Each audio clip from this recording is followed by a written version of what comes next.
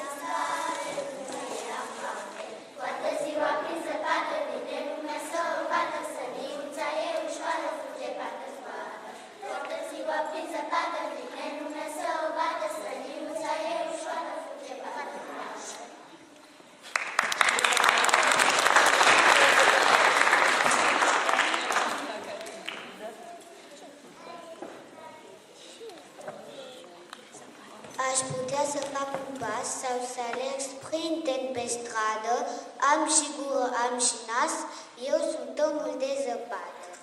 Aș putea să patinez, nu e glumă și nici frajă, aș putea chiar să schiez, însă stau aici de strajă. De copii am fost creat, din zăpadă am o haină, pentru a nu fi furat visul unei nopți de iarnă. Pârtea eu o păzesc, neaua să nu se topiască, pe copii înveselesc, dintr-un vas eu am o cască.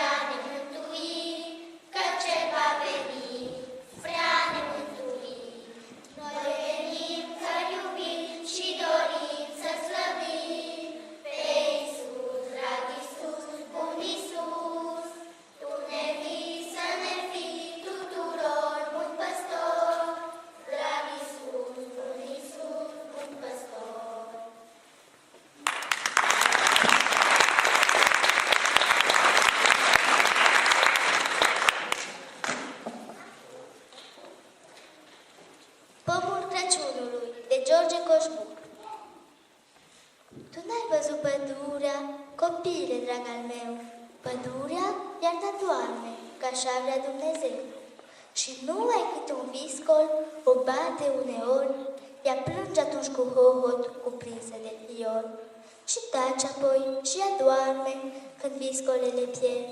În noaptea asta însă vin îngerii din cer și zboară încet de-a lungul pădurilor de brad și cântă încet și mere și flori din sân legat. Florile se anină de rămuri până jos și cântec și lumină și așa e de frumos. Brazii se deșteaptă, se miră, asta ce-i? Se bucură și cântă ca îngerii și ei. Tu n-ai văzut pădurea, copiile, drag al meu, dar uite ce-ți trimise din trânsa Dumnezeu. Un înger rup s-o creangă în brazii cu făclii, așa cum au găsit-o cu flori și jucării. Departe, într-un staul, îl faci acum Iisus, și îngerii, câte și câte i-au adus, dar el e bun și parte la toți cât îl iubesc. Tu vino și te închină, zi, Doamne, îți mulțumesc. Bravo!